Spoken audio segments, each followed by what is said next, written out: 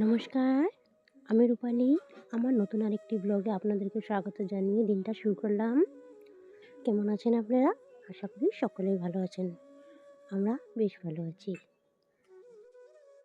রবিবারে বড় ঘরটাকে আমি ডিপ ক্লিন করে নিচ্ছি। যেহেতু বিহু আসছে, বিহুর জন্য ঘরটা একটু ঝাড়া-পোছা করতে হবে। মাঘ বিহু, মাঘ মাসে বিহুটা।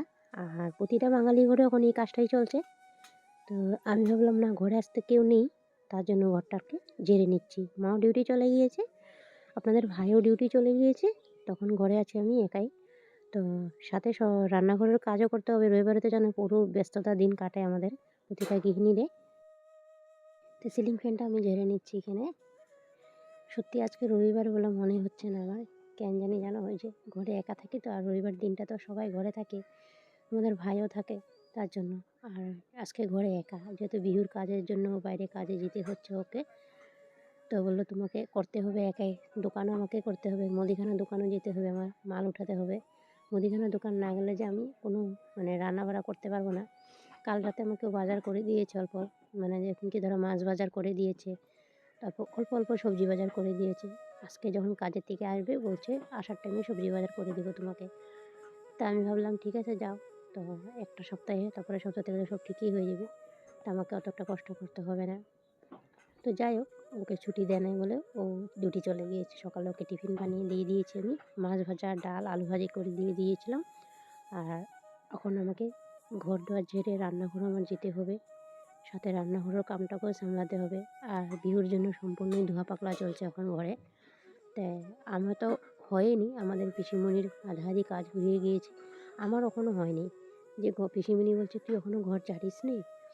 না, সময় হয়ে উঠছে না, তাছাড়া ওয়েদারটাও খারাপ করে। এরকম ওয়েদারে যদি আমি এসব কাজ করি, মাথার মধ্যে ধরো ধুলবালি পড়লো, তো স্নান করতে হবে, শরীরটাও খারাপ করবে। এখন এই ওয়েদারে সবার ঘরে ঘরে মানুষের বেমার হচ্ছে, তার জন্য আমি আরও করছি না, আস্তে ধীরে কাজ করছি আরও। হাই ফ্রেন্ডস, ঘরটা উপরে ঝেড়ে নিয়েছি। তো বেশি একটা ঝাড়ি নেই, মাকুসা জ্বালা দেখতে পাচ্ছ, সব মাকুসা জ্বালা পড়েছে। তো ওগুলো জিনিস যার অল্প অল্প আছে ওগুলো করে নেব। তো চলো, আরও কাম আছে ওগুলো করবো ওখানে। খুব নোংরা বার হয়েছে, দেখতে পাচ্ছ কত নোংরা বার হয়েছে। তো মাটির ঘর তো অল্প, তো জানোই অল্প নোংরা হবেই। তো ঘর ঝাড়া কমপ্লিট হয়ে গিয়েছে আমার। এখন আমি বিছানা পাটি তো যে ঢেকে রেখেছিলাম, যে কালো কালো উপর থেকে পড়বে বলে, কালি পড়বে বলে, তার জন্য আমি ঢেকে রেখে দিয়েছিলাম। আর বেড কাপড়টা উঠাতে হবে, দুদিন আরও রাখি। বিহুর দুদিন, ধরো বুধবার দিন সকালবেলা নতুন বেড কাপড় একটা পেতে দেবো আমি, ওখান থাক। আর না হলে কালকে ধুয়ে দিব, কালকেও না দিলে পরশু দিন ধুতে হবে আমাকে। একটা একটা করে বিছনা আমাকে ধুতে হবে। চাদর তো সেদিনই পেতেছি বলতে পারো, সেদিন তোমাদেরকে শেয়ার করেছিও, দেখবে বেশি দিন হয়নি চাদরটা পেতেছি আমি। তো যেহেতু মাটির ঘর জানোই, একটা রুমে সব কিছু, মানুষ আসা যাওয়া, বসাও, তার জন্য দুদিন পরে পরে আমি বেড কাপড়টা চেঞ্জ করে দিই। আর নিজের ধরো এক্সট্রা রুম হলে বসার রুমটা, তখন রাখবে বিছনাটা, ধরো বেড কাপড়টা একটু পরিষ্কার থাকে। আর মাটির ঘরে তো জানোই ধুলবালি ঢুকে, তার জন্য। বন্ধুরা, আমার সম্পূর্ণ কাজ কমপ্লিট হয়ে গিয়েছে। কালকে যে ভিডিওটা একটা আপলোড দিয়েছিলাম, তো সেই ভিডিওতে 16টা না কতটা কমেন্ট এসছে। তা লাইক কয়টা এসেছে জানো বন্ধুরা? 9টা আসছে। তো বলো মনটা খারাপ না খারাপ হয় বলো? ইচ্ছে করবো আর ভিডিও করতে? তো আমার ভিউয়ার্সরা যত আসছে, নতুন নতুন আসছে, নতুন নতুন পর্দার আড়াল দিয়ে দেখছো, প্লিজ তোমাদেরকে বলি, একটাই রিকোয়েস্ট করবো, প্লিজ ভিডিওটা লাইক দিয়ে তোমরা কন্টিনিউ করবে। তোমাদের সাপোর্টে আমি একটু ভালোবাসাতে এগিয়ে যেতে চাই বন্ধুরা, তোমাদের উপরে সব কিছু ডিপেন্ড করে। তা দেখো, তোমাদের সাথে গল্প করতে করতে আমি এদিকেও ঝাড়া করে নিয়েছি, কালি পড়েছিল যে, ওটাও আমি ঝেড়ে নিয়েছি। তো তোমাদের একটাই রিকোয়েস্ট করি, প্লিজ লাইক দিয়ে ভিডিওটা কন্টিনিউ করো, মনটা ভীষণ খারাপ হয়ে জানো তো। তো যাই হোক, আমার বড় ঘরের সম্পূর্ণ কাজ কমপ্লিট। এখন ঘরটা আমি ঝাড় দিয়ে দেবো, ঘরটা ঝাড় দিয়ে তারপরে যাব রান্নাঘরে।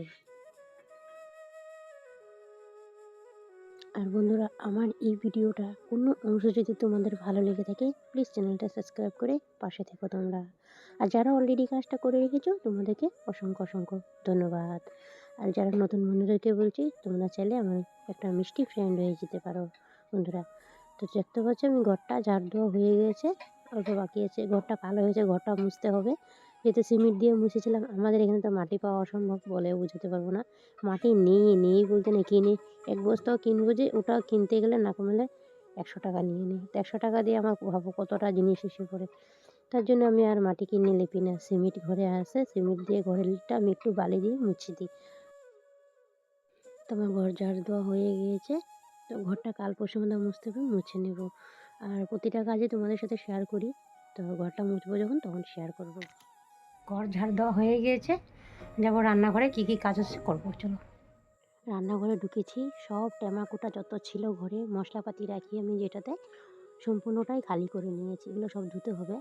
এটা বলে মূলার ধোয়া, আমাদের পিসিমণি বলে মূলো যে খাই আমরা, মাঘ মাসে মূলো খেতে নেই, তো মাঘ মাসে মূলোর ধোয়া বলে এটাকে। জানি না, আমি শুনেছি বড় মানুষও বলে যে এটা ওটাই বলি আমরা, তো যাই বলো। আর দেখতে পাচ্ছ এখন সব টেমাকোটাগুলো আমি এক এক করে ধুয়ে নিচ্ছি।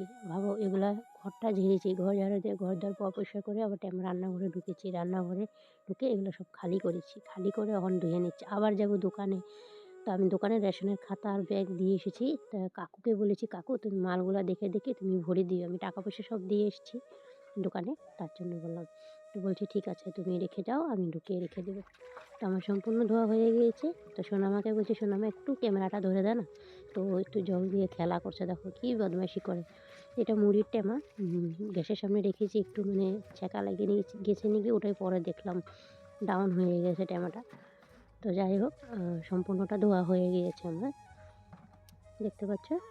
তোতা পাখি এখানে এসছে, সোনামাই শ্যুট করছিল, ও যেখানে যেখানে ক্যামেরা নিচ্ছে সেখানে সেখানে যাচ্ছে, দেখো দেখো যা দুষ্টু, এটা কি বলবো।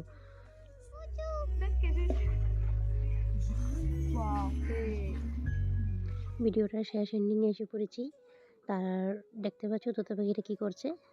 তো আমি স্নান করে রান্নাঘরে এসেছি, রান্নাঘরে এসে দেখি মালগুলা সব এনেছি, যে পরে বার ওগুলো ধুয়ে আমি দোকানে গিয়েছিলাম, দোকান থেকে এসে স্নান করে নিয়েছি।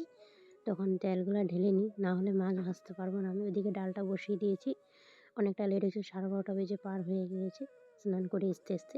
আজকে সকালে 1 মিনিট বসিনি, ভিডিওটা জেনে তেনে আমি আপলোড দিয়ে আবার কামে লেগে গিয়েছি। ওখানে 2টা দিন এরকমই হয়ে যেত, কাজের চাপ বেশি বিহুর জন্য। তো তেলটা ঢেলে নিচ্ছি। ভিডিওর আমি শেষ এন্ডিংয়ে এসে পড়েছি বন্ধুরা। আজকে তরকারি রান্নাটা তোমাদের সাথে শেয়ার করতে পারবো না, যেহেতু ভিডিও বেশি লম্বা হয়ে যাব। আর বেশি লম্বা ভিডিও দিলে মানুষ দেখতে পছন্দ করে না, যেহেতু জানোই তো আমি নিজেই পছন্দ করি না, যেটা সত্যি। চালিয়ে কাজ করতে থাকি, প্লাস ও কি কাজ করছে ওটা দেখি না, চালিয়ে রেখে দিই প্রতিটা ভিডিও। বেশিরভাগ এরকমই করি, লং ভিডিওগুলো আমি এরকমই করে চালিয়ে রেখে দিই, আর কোনো সময় বসে বসে দেখি, তার জন্যই বললাম আরও। তো যাই হোক, মাছ ভাজাটা এখানে বসিয়ে দিয়েছি। আর বেশি লম্বা হয়ে গেলে ভিডিও আমারও ভালো লাগে না দেখতে।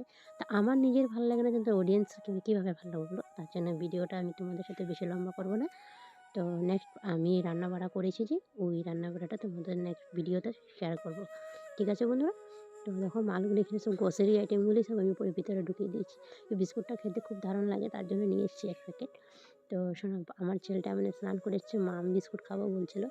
তো এই লাল বিস্কুটটা আমি বলছি খুল, আমিও 2টা খাবো, খেতে ইচ্ছা করছে। সব গ্রোসারি আইটেমগুলো উপরে রেখে দিয়েছি, কেন জানো তো, নাহলে ভেঙে যাবে, তার জন্য। আর এই যে সবজি সব এনে দিয়েছিলো, যে বললাম না, সবজি অল্প উঠিয়ে দিয়েছে যাতে মাছের তরকারি আমি করতে পারি। ওই শালগম দিয়ে আলু দিয়ে মাছের তরকারিটা করবো বলে গেছে, তার জন্য। তো দেখো একটা বেসলিন এনেছি, যেহেতু ঠান্ডা পড়েছে, বেসলিন না হলে হবে না। সরি, বেসলিন না, বলে নিন। দেখো গুছিয়ে নিলাম। তো বন্ধুরা, ভিডিওটা ভালো লাগে প্লিজ লাইক অ্যান্ড কমেন্ট করে দিও, পারলে সাবস্ক্রাইব করে তুমি পাশে থেকো, আর একটা করে শেয়ার করে দিও। আজকের মধ্যে টাটা, বাই বাই। নেক্সট আরেকটা পরবর্তীকালে ভিডিও নিয়ে চলে আসবো।